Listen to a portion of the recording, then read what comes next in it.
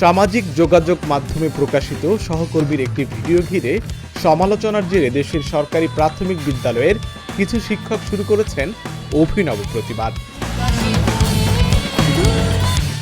4 দশক আগের জনপ্রিয় গান শ্রাবণের মেঘগুলো জড়ো হলো আকাশে এখন তাদের প্রতিবাদের প্রতীক হয়ে উঠেছে।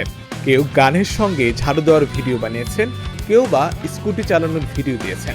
সেখানেও বাজছে 80 দশকের শেষের দিকের এই জনপ্রিয় গানটি।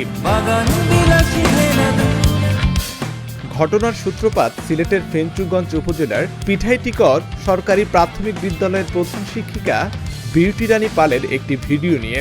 গত 23 জুলাই তিনি ফেসবুকে কয়েক সেকেন্ডের একটি ভিডিও পোস্ট করেন। তাতে নীল রঙা শাড়ি পরে হাঁটতে দেখা যায় তাকে। ওই ভিডিওতে বাজছিল শ্রাবণের মেঘগুলো জড়ো হলো আকাশে গানটি। ভিডিওটি প্রকাশের পর সামাজিক যোগাযোগ মাধ্যমে কিছু মানুষের সমালোচনার মুখে পড়েন তিনি।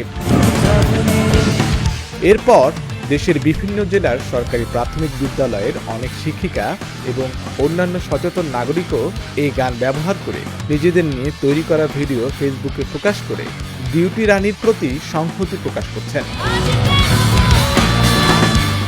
শ্রাবণের মেঘগুলো জড়ো হলো আকাশে গানটি 1987 সালের 1 শ্রাবণে খুলনায় লিখেছিলেন গীতিকার ও সুরকার আশরাফ বাবু, গেয়েছিলেন মেজবা রহমান। এ প্রসঙ্গে মেজবা রহমান গণমাধ্যমে বলেন, এই গানটি আসলে তারা সবসময় গাইতেন। এটি চিরন্তন বৃষ্টির গান, বর্ষার গান, প্রকৃতির গান। 1989 সালে এই গান তৈরি করেছে তারা এবং 1990 সালে প্রকাশ করে। আজ 36 বছর হয়ে গেল। এই গানের আবেদন একটুও কমেনি বলে জানান গানটির শিল্পী। দীর্ঘদিন পর এবার আরেক শ্রাবণে গানটি নতুন পরিচয়ে ফিরে এসেছে।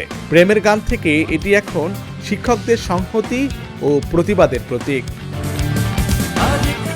আশিক আরেফিন, ঢাকা জার্নাল।